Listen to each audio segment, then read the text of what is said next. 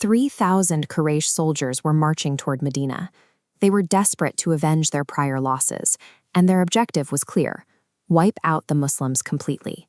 Facing this massive threat, the Prophet gathered his companions. His personal preference was to stay behind the city walls and mount a defensive siege, but consulting his community was a core part of his leadership. The majority voted to march out and face the enemy in the open field, and he submitted to their decision. The army barely started their march before the betrayals began. A faction of 300 hypocrites abandoned the ranks and turned back. This left the Muslims with exactly 700 men. They were now walking into the open desert, outnumbered 4-1. That desertion stripped away the hesitant and the deceitful.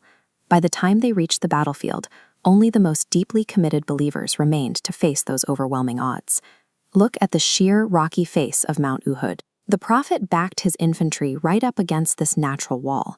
By anchoring his rear to the mountain, he made it physically impossible for the Quraysh to surround them from behind.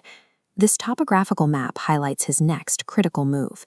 He stationed 50 skilled archers on the nearby hill of Ainain. This formed a lethal choke point that completely shielded their exposed flank from the 200 enemy horsemen. He gave those archers a single, absolute command: hold this position. He told them that even if they saw the enemy defeated or saw birds tearing their brothers' bodies apart, they must not move.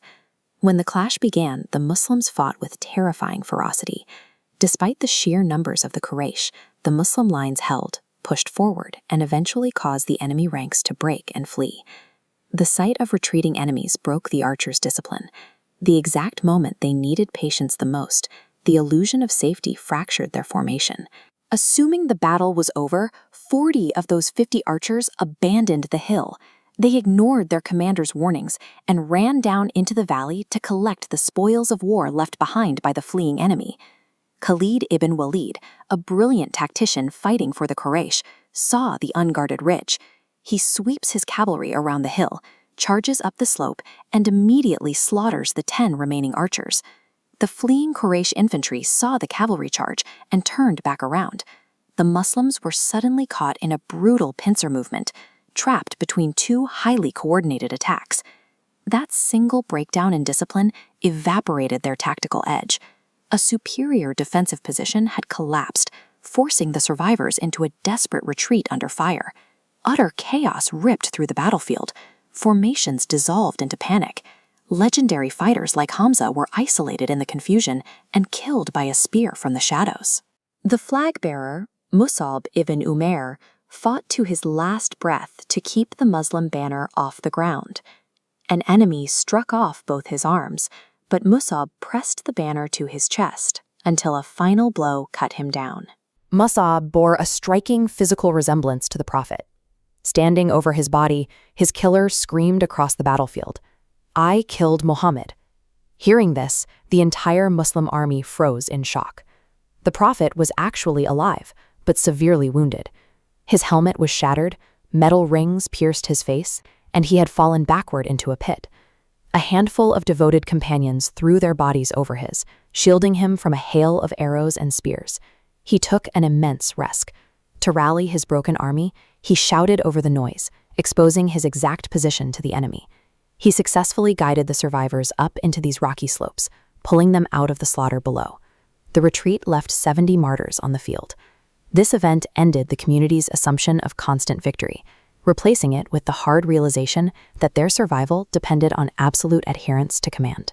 The next morning, despite their immense grief and open wounds, the Prophet ordered the exhausted survivors to strap on their armor and march out again to a place called Hamra al-Assad.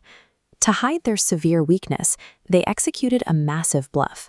As night fell, the Muslims lit 500 campfires across the desert, creating the illusion that massive reinforcements had arrived from Medina. The tactic worked perfectly. The Quraysh were actively planning to march back and wipe out Medina, but the blazing horizon terrified them. They abandoned their plan and retreated to Mecca. The Prophet then turned his attention back to the walled city of Medina to clean house. The Banu Nadir tribe had exploited the army's weakness to plot an assassination and ally with local hypocrites.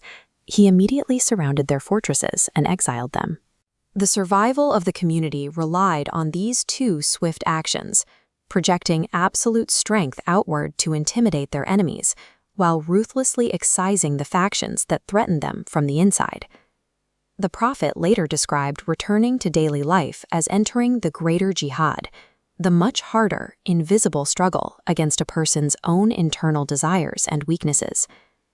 At Uhud, the archers failed to control their desire for material wealth. Now the recovering community faced an ingrained cultural addiction, the heavy daily consumption of alcohol. Look at these pages of the Quran. The divine law did not ban alcohol overnight. Using a method called tadrij, or gradual prohibition, the revelation systematically detailed the harms of intoxicants, preparing the community's psychology step by step. When the absolute prohibition was finally announced, the Muslims did not hesitate. They immediately tore open their wine containers and smashed their jars, flooding the streets of Medina with wine. Uhud provided a brutal physical demonstration of the cost of a broken command.